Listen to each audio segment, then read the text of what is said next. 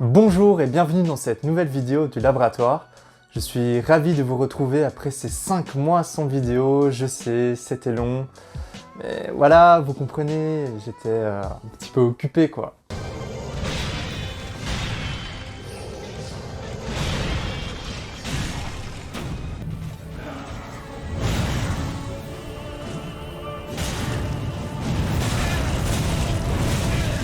Oh là là là là là là.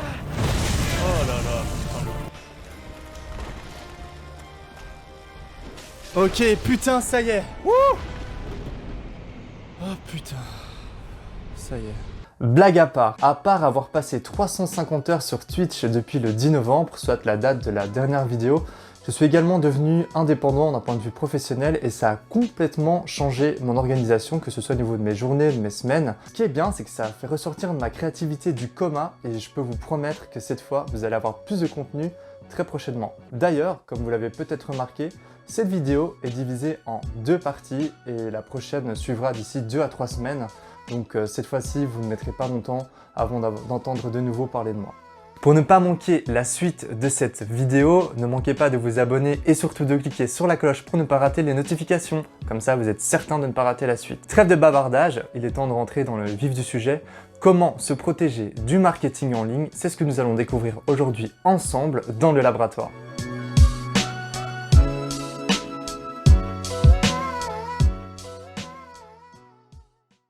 En 2021 et plus que jamais, on peut avoir l'impression que le moindre de nos gestes sur internet est épié, enregistré et analysé pour ensuite nous inonder de publicités personnalisées, contenant des offres alléchantes qui finiront par nous faire craquer et dépenser nos précieux deniers. Une visite d'un site, une recherche banale, la visite d'un magasin quand ils sont ouverts, ou même une simple conversation semble permettre à de sombres forces capitalistes de pouvoir nous cibler avec du contenu publicitaire et nous suivre à la trace sur nos réseaux sociaux, applications et sites web préférés. Et lorsqu'enfin on s'immerge dans une vidéo YouTube passionnante, elle s'entrecoupe, elle aussi, de publicités assourdissantes. Encore plus sournoisement, nos créateurs de contenu préférés se donnent un mal fou pour nous faire passer la pilule du placement de produits et nous lavent le cerveau à coups de VPN, jeux mobiles et de posts mettant en avant leurs produits préférés.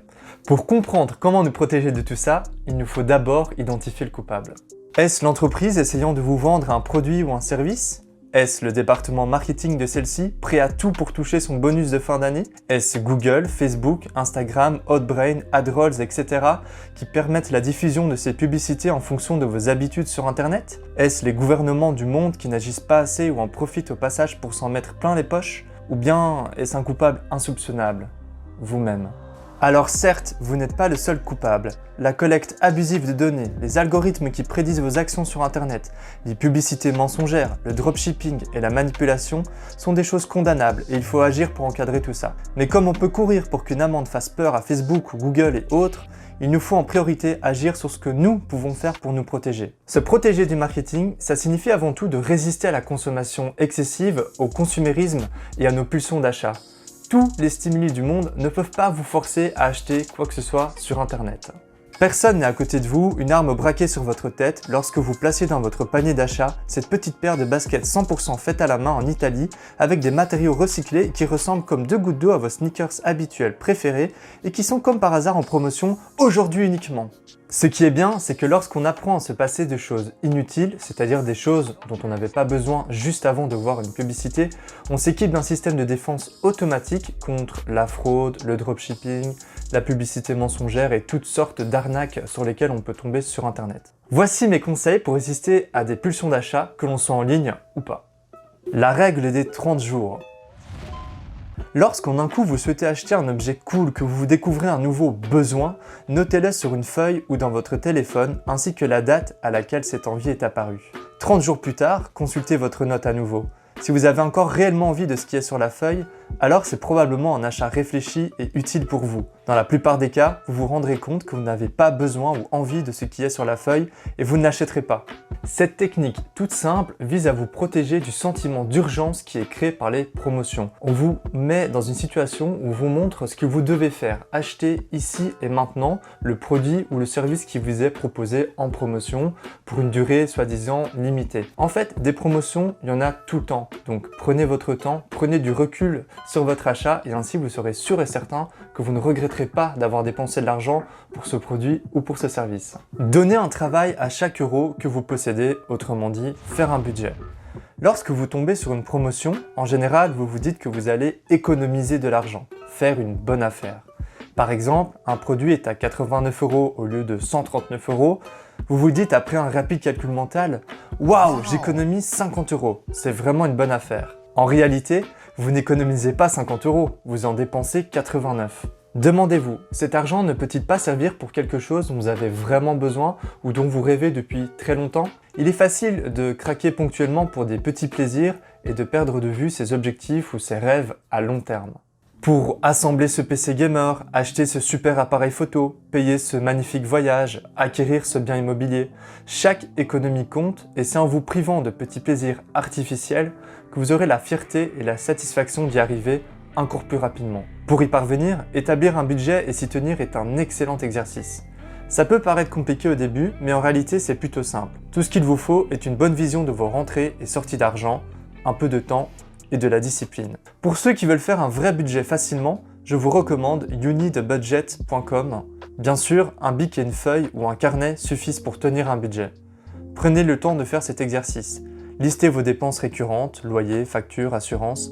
Planifiez-les à l'avance, n'attendez pas une facture annuelle pour la payer, divisez le montant par 12 et économisez chaque mois pour elle. En faisant une projection réaliste de toutes vos dépenses sur une année et par mois, vous parviendrez plus facilement à économiser pour vos projets et plaisirs.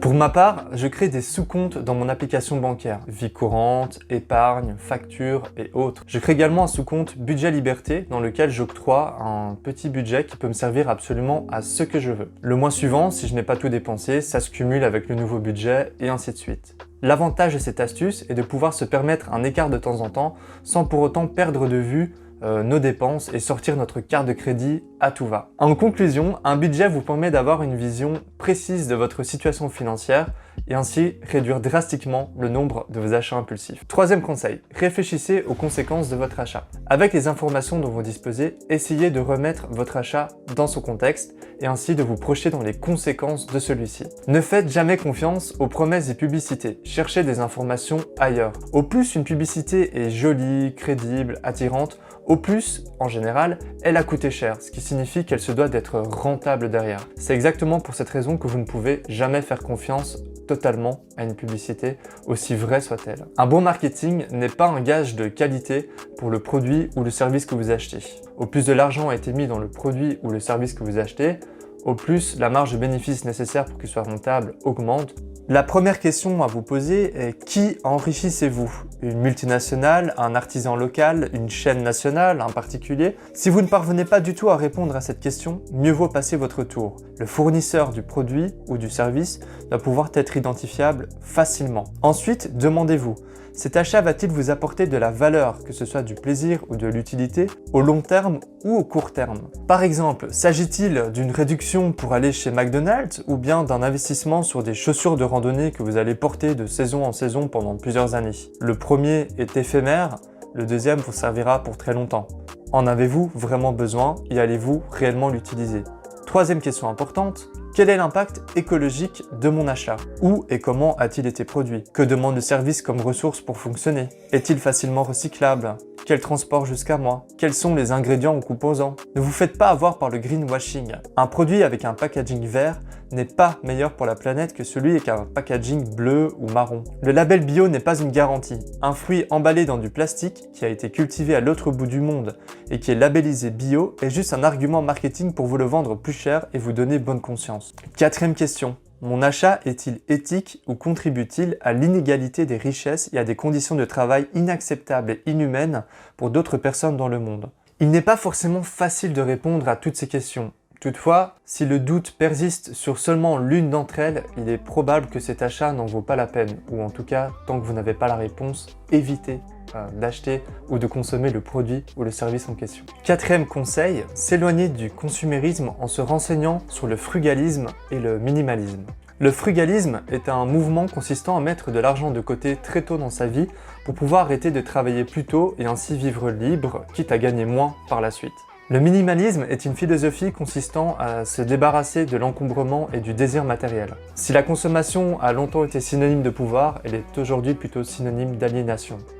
Comprendre et définir ce qui donne une vraie valeur à notre vie, ce qui nous est vraiment essentiel, ça peut très bien être les voitures de sport ou les montres de luxe, et ainsi apprendre à gérer son argent et ses achats pour placer ça au centre de sa vie, va automatiquement faire que les achats inutiles disparaîtront pour atteindre cet objectif ou ce rêve. Ça rejoint un petit peu ce qu'on a vu un peu plus tôt, et ces deux philosophies, dans lesquelles vous pouvez piocher sans forcément les adopter totalement, vous permettront de mieux comprendre les autres conseils que je vous ai donnés et même de les développer d'une manière tout à fait personnelle. Dans cette première vidéo qui touche bientôt à sa fin, je vous ai expliqué comment travailler avant tout sur vous-même pour réduire vos achats et ainsi automatiquement résister au marketing en ligne. Dans la prochaine vidéo, toutefois, je vous donnerai des conseils beaucoup plus pratiques, des outils et des techniques visant à vous bloquer les publicités, à contourner ces techniques avancées de marketing qui vous ciblent en permanence. Et en combinant les conseils de ces deux vidéos, donc d'un côté le travail sur vous-même et les astuces que je vous ai données, et de l'autre des connaissances un peu plus techniques pour bloquer les publicités, vous serez tout simplement invulnérable face au marketing en ligne. Merci d'avoir regardé cette vidéo. J'espère qu'elle vous fera réfléchir, vous permettra d'économiser un peu d'argent et je l'espère de faire d'Internet un endroit un petit peu meilleur en enrichissant moins certaines personnes qui ne le méritent pas. Je vous invite à me dire en commentaire quelles sont vos astuces et conseils pour se protéger du marketing en ligne. N'hésitez pas à déjà me faire part de certains outils que vous affectionnez dans le domaine. J'ai énormément apprécié tous vos retours sur les précédentes vidéos. J'espère en faire beaucoup d'autres. Et d'ici là, ne manquez pas de me retrouver sur Twitch plusieurs fois par semaine, tout est disponible dans les liens dans la description. Abonnez-vous, cliquez sur la petite cloche, ne manquez pas la prochaine vidéo et à très bientôt dans le laboratoire. Ciao ciao.